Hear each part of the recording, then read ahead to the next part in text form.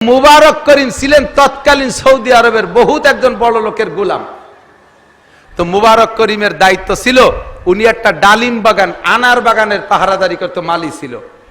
মালিক সব বাগানের মালিকদের কাছে ঘোরাঘুরি করে, বাগান দেখে আর ফল খায়। কোনোদিন উনি মুবারক করিমের বাগানে যায় নাই। আজকে সিদ্ধান্ত নেছে মুবারক করিমের বাগানে যাবে। যায় মুবারক করিমের বাগানে যে বলতে, মুবারক তোমার বাগানে কোনোদিন আসি নাই, আজকে আসছি তোমার বাগানে, আনার থেকে একটু আনার খাও।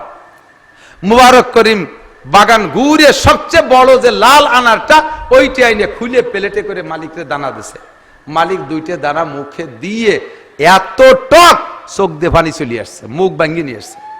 মালিক ধমক দিছে, মুবারক যে মালির বাগানে যাই সে সবচেয়ে ভালো ফল খাওয়ায়, আর তুমি তোমার বাগানে আসছি, তুমি বাইসে খুঁটি আমার একটা টক ফল খাওয়াইলে, তুমি একটা মিষ্টি ফল খাওয়াবো না? আমি তো মালিক। তো মুবারক কান্দি দিয়ে কয়, মালিক আপনার বাগানের কোন গাছের কোন ফলটা মিঠি আর কোনটা টক এ তো আমি জানি না। তো কি জানিস রে, তুই 20 বছর এই বাগানে তাই তুই খাইস নি? কেন আপনি তো আমার খাইতে কন না, আপনি তো আমার পাহারা দিতে কইছেন। পাহারা দেওয়ার মানে অন্য কেউ যেন খেয়ে না যায় আর আমিও যেন না খাই, সব খেয়ানত্বের থেকে পাহারার নাম হলো পাহারা। কথা বল না কেন? তা কেউ অন্য সবাইরেও খাতি দেই নেই, আমিও কোনোদিন খেয়ে দেখিনি। কয়তো যেটা গাছেতে পড়িয়ে যায় তাও কি একটু খাইস নিয়া? কয়তো তাও তো বলেন নাই যে পড়িয়ে যাওয়াটা খাওয়া, আমি খাবো কি রে? মালিক মুবারক করিমের এই আজীব কথা শুনিয়া খুশিতে কান্দে দিয়ে কয়, মুবারক তোর মতো বুজুর্গরে আমি আজ 20টা বছর পর্যন্ত 20 বছর মালিকের কাছে এখানে গোলাম, তোরে কষ্ট দিছি, আজকে থেকে তুই আজাদ, স্বাধীন। স্বাধীন এতদিন ছিলি গোলাম, এখন থেকে স্বাধীন। জোরে কন্যা সুবহানাল্লাহ। কিসের বদৌলতে? সার্টিফিকেটের বদৌলতে, আইএবি এমএ বিসিএস পাসের বদৌলতে, একটা মাত্র বদৌলতে, তার নাম তাকওয়া। তার নাম কি? মালিক কয়, আমি তো এখানে থাকি না, তুই খাইস রে কে? কয়, আপনি থাকেন না তাতে কি হবে, আপনি তো দুনিয়ার মালিক। অরিজিনাল মালিক যে, সেই মালিক আমারে দেখে। আমি বারবার নিয়ত করি যে একটা আনার খাবো, আনারে যখন হাত দেই আমার মনে হয় যেন আল্লাহ পাক রব্বুল আলামিনের হাতের দিকে তাকাই রয়েছে, এই জন্য আমি খাতি পারি না। এই 20 বছর এই ভয়তে খাই নেই। মালিক কয়, আজকে থেকে তুই আজাদ। সম্মান বাড়ছে না কমছে? এইটাই কারামতি পাইছেন, এই ফজিলত পাইছেন কিসের বদৌলতে? একমাত্র তাকওয়া। বলেন কিসের বদৌলত? তাকওয়া। বাড়ি যাই এই স্ত্রীর বলছে, আজকে তো মুবারক করিম রে আজাদ করে দিয়ে আসছি। কদি কি কাজটা করলাম কি? বউ কান্দি দিয়েছে, কয় তাহলে তোমার সম্পত্তিতে বাটি ধরবে আর তুমি ধরে রাখতে পারবে না। তোমার আর যত কর্মচারী সবগুলো চোর চুট্টা, নামান নাই কালাম নাই, চুরিটা হাতিয়ে খায়। এক মুবারক করিমের তাহাজ্জুদের বদৌলতে আল্লাহ তাআলা তোমার সম্পদ ভান্ডার বাড়াই দিয়েছে, আর তুমি তারে দিয়েছে আজকে আজাদ করে অত জমিরে চলিয়ে, আর বাকি স্বর্গে কারণে সম্পদে বাটি ধরবে। তুমি তাড়াতাড়ি মুবারকরে ঠেকাও। মালিক যে মুবারকরে বলে, মুবারক তোমারে আজাদ করে দিচ্ছি, চলে যেতে পারো, তবে বাবা যদি দয়া করে মেহেরবানি করে থাকো, তোমার আর একটা প্রমোশন দিয়ে রাখবো। আমার গোটা সম্পদের ম্যানেজার তুমি, সবচাইতে বেতন তোমার হবে, তুমি আমার সম্পদের রক্ষণাবেক্ষণের দায়িত্ব নিয়ে থাকো। সম্মান বাড়িয়ে গেছে মালিকের। পরবর্তীতে অ্যাসিস্ট্যান্ট মুবারক করিম, একমাত্র তাকওয়া। কয়েকদিন পরে মালিকের মাইয়ে বিয়ে দেবে, স্বামী স্ত্রী দুইজনে আলোচনা করছে, এখন বিয়ে দেওয়ার জন্য পরামর্শ করবে কার সাথে? স্ত্রী কয় যে একজন ভালো মানুষের সাথে পরামর্শ করো। কয় যে ভালো মানুষ, বুদ্ধিমান, আমাকে মুবারকের চাইতে আর ভালো নাই, ওর কাছে শুনি। মুবারকের কাছে জিজ্ঞেস করছে, মুবারক মাইয়ে বিয়ে দেবো, ছেলেটা কেমন হলি ভালো হয়? তুমি একটু আমানতদারির সাথে আল্লাহর দিকে একিন রেখা, আল্লাহর ভয় অন্তরে রেখে একটা সুপরামর্শ দাও। মুবারক কয়, হাদিসে আসছে মেয়ে বিয়ে দেওয়ার জন্য 4টে গুণ দেখতে হয়। 1 নম্বরে সুন্দরী, 2 নম্বরে বংশীয়, 3 নম্বরে দেখতে হয় ধনজন আছে কিনা, 3 নম্বরে ধনজন, 4 নম্বরে দিনদারি দেখতে হয়। আর হুজুর বলেন, ফাসপারবি জাতির দিন, দিনদারিকে প্রাধান্য দাও। সম্পদ থাকলে ভালো, চেহারা থাকলে ভালো, বংশ ভালো হলে ভালো, না হলে কোনো সমস্যা নাই, দিনদারিকে প্রাধান্য দাও। মালিকরে এই কথা বললে মালিক কয়, মুবারক তাহলে এই জাতীয় একটা ছেলে খোঁজ, আমার মেয়ে বিয়ে দেবো।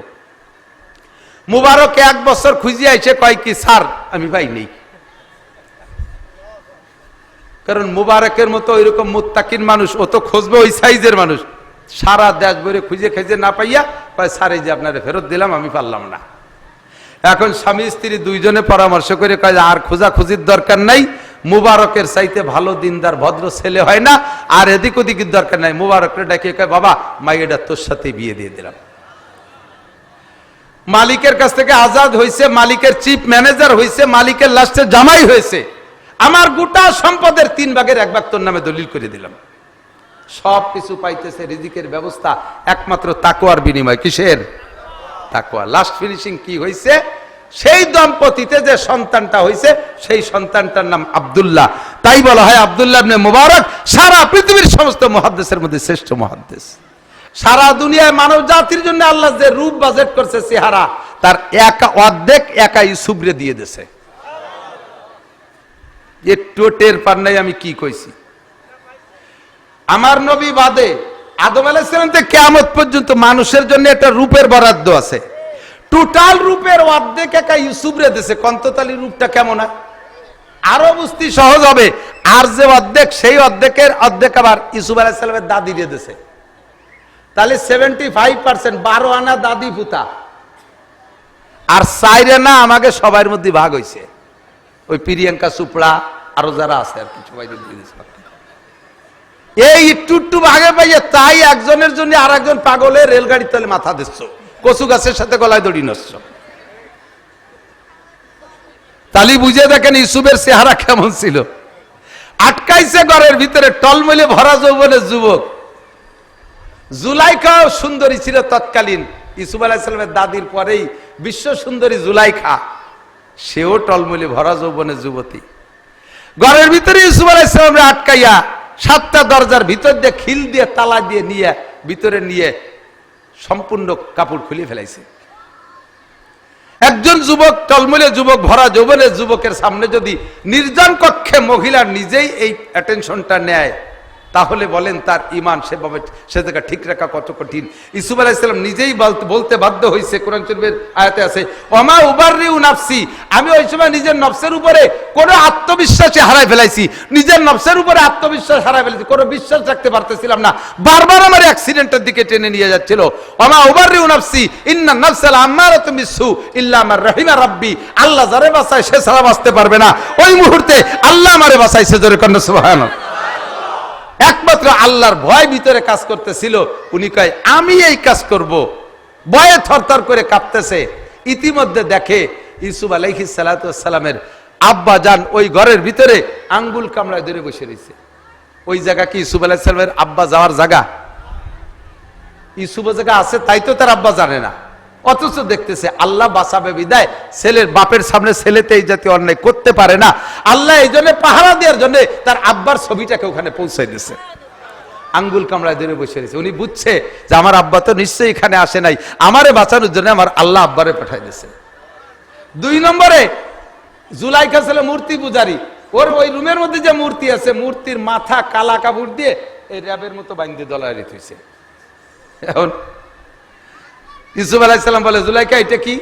কয় যে ওইটা আমার দেবতা, ওইটা আমার ভগবান, আমি ওর ইবাদত বন্দেগী করি, ওর পুজো পাঠ করি। তো ওর মুখ মাথা এভাবে কালা কাপড় দিয়ে বাঁধছো কে?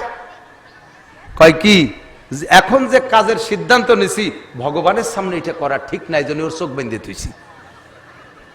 ইউসুফ আলাইহিস সালাম সুযোগ পেয়ে কয়, তুমি যার ইবাদত করো তার চোখ কালা কাপড় দিয়ে বাঁধলি সে দেখে না, আর আমি যার ইবাদত করি তার চোখ কোনো কাপড় দিয়ে বাঁধা যায়?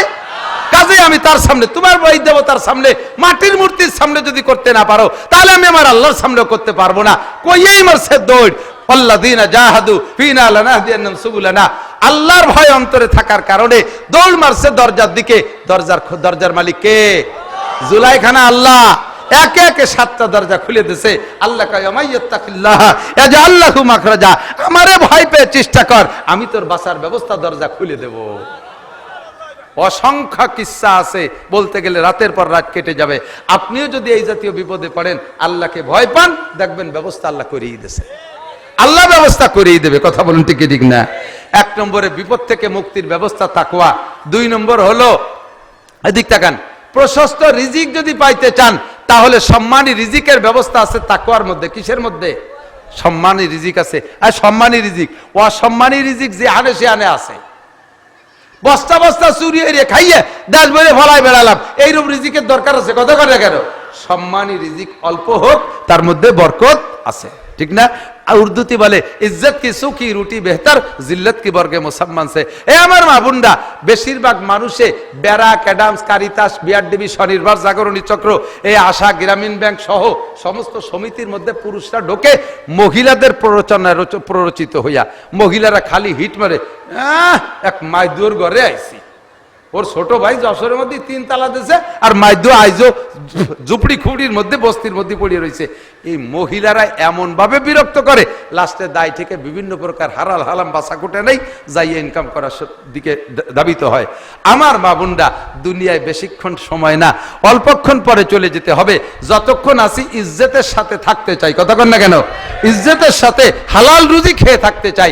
যদি ইজ্জতের সাথে হালাল রুজির প্রশস্ত ব্যবস্থা চান, আল্লাহ পাক রব্বুল আলামিন বলেন, ওয়ামাই ইয়াত্তাকিল্লাহা ইয়াজআল লাহু মাখরাজা ওয়া ইয়ারযুকহু মিন হাইসু লা ইয়াহতাসিব। ধারণার বাহির স্থান থেকে রিজিকের ব্যবস্থা করে। ছোট্ট একটা গল্প বলে আমি শেষ করে দিচ্ছি, আমাদের কাছ থেকে শুনিও থাকতে পারেন। যেহেতু তরদানলিল বাবা আসছে, আবারও স্মরণ করার জন্য গল্প বলতেছি। আব্দুল্লাহ ইবনে মুবারক রাহমাতুল্লাহ আলাইহি, রইসুল মুহাদ্দিসিন, সারা পৃথিবীর সমস্ত মুহাদ্দিসিনদের ভিতরে বড় মুহাদ্দিস হিসেবে ধরা হয় আব্দুল্লাহ ইবনে মুবারককে। এই আব্দুল্লাহ ইবনে মুবারকের, আব্দুল্লাহ হলো মুহাদ্দিস, বাপের নাম মুবারক, মজাদার, বাপের নাম মুবারক করিম। এই মুবারক করিম ছিলেন তৎকালীন সৌদি আরবের বহুত একজন বড় লোকের গোলাম। তো মুবারক করিমের দায়িত্ব ছিল, উনি একটা ডালিম বাগান, আনার বাগানের পাহারাদারি করত, মালি ছিল। মালিক সব বাগানের মালিকদের কাছে ঘোরাঘুরি করে, বাগান দেখে আর ফল খায়। কোনোদিন উনি মুবারক করিমের বাগানে যায় নাই।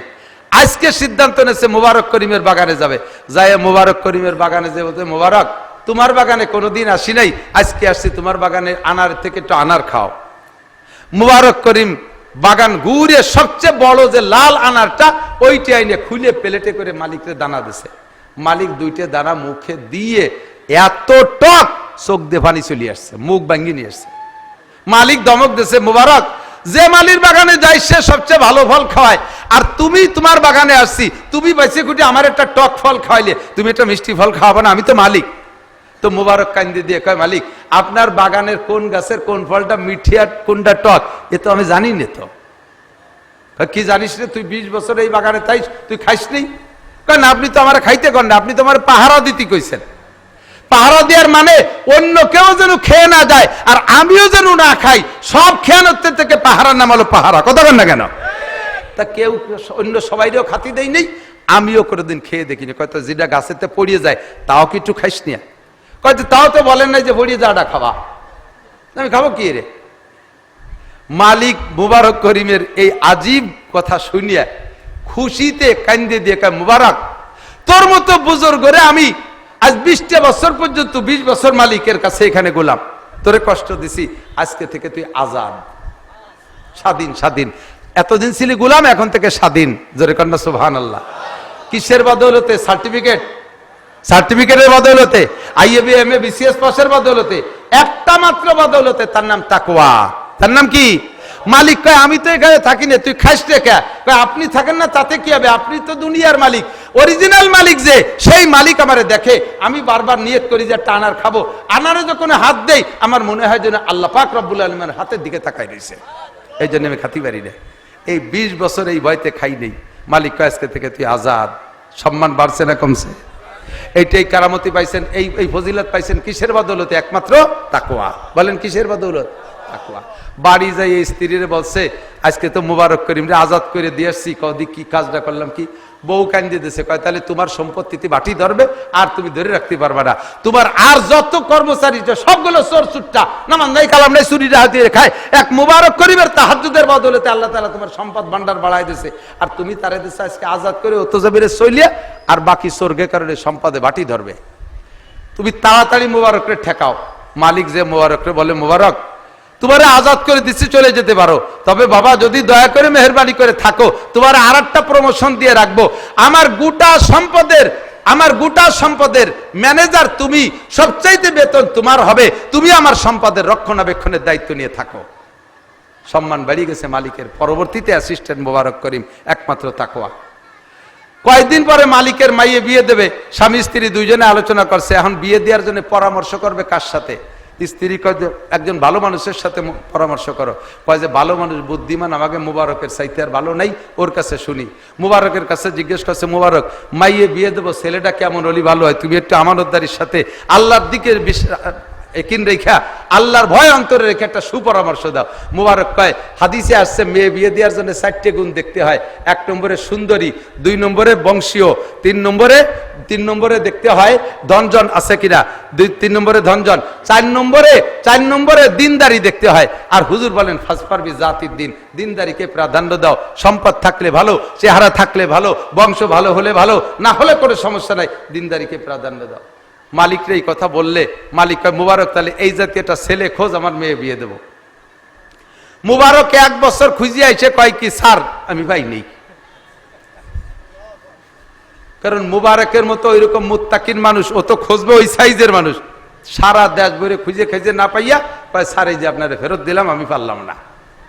এখন স্বামী স্ত্রী দুইজনে পরামর্শ করে কয় আর খোঁজাখুঁজির দরকার নাই, মুবারকের চাইতে ভালো দিনদার ভদ্র ছেলে হয় না, আর এদিক ওদিকের দরকার নাই। মুবারকরে ডাকিয়ে কয় বাবা মাইয়েটা তোর সাথে বিয়ে দিয়ে দিলাম।